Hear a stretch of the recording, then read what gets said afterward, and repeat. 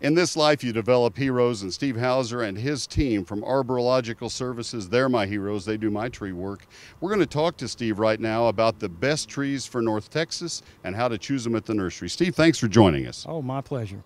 You know, we need to admit that we are in the nursery early before the trees fully leaf out, so if they look a little sparse, that explains that.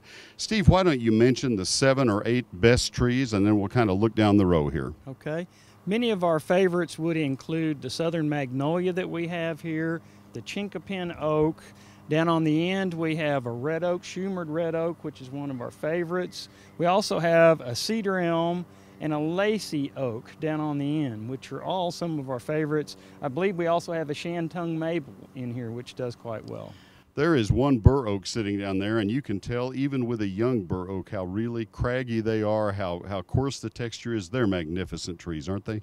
Bur oak is by far one of my favorites. It's a native species, been here a long time. We have one up in Plano that's over 500 years old, so we call it the ancient one, just so that you know he's got his own name. But that gives you an idea of how much of a survivor that species is. We don't have a whole lot of the other species that are anywhere near 500 years old. So. One of the oldest trees in Texas is a live oak. We have live oaks behind us. How you feel about them? Live oak is a great species. It's very native to around Austin. We have some native bands out in Fort Worth.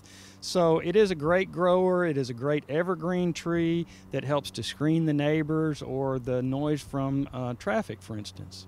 So when somebody goes nursery shopping and they're going to be looking at this at other times during the year, this decision of making a purchase, how do you decide on container grown or balled and burlapped? That is a good question. Each one has advantages. With a container grown, the advantages are all the roots are contained within the container, so they're all transplanted with the tree. It has a very good chance of survival once it's been transplanted. The downside is you have circling roots that will often circle inside, and we counteract that when we plant it. We'll take it out of the container and cut down the sides to remove some of the girdling roots.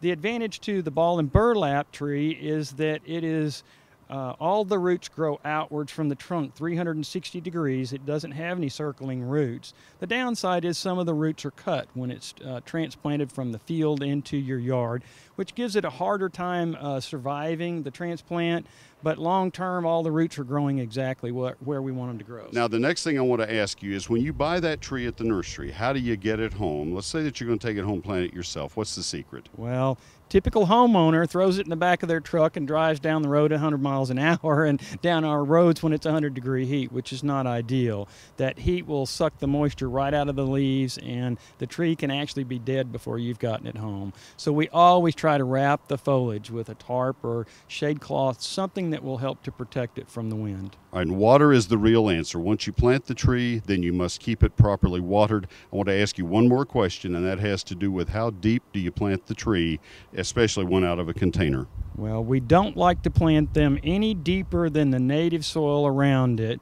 As a matter of fact, the root collar, where it has a little bit of a flare, or the root flare, we like that to be at grade or slightly above grade. The typical homeowner will dig the soil too deep, pack in a little extra soil and put it in there, and then that soil sinks a little bit. So if they plant a little bit high and it sinks, then they're still going to have it right at grade, which is critical. All right, will you come sometime to my house and show them how you can climb trees and how I can't? I'll stay down there and applaud you. Thank you, Steve Hauser. I would be happy to be there. Yeah, so. That's great. Thank you, Steve. All right, coming up next, Andrea and Kids Gardening.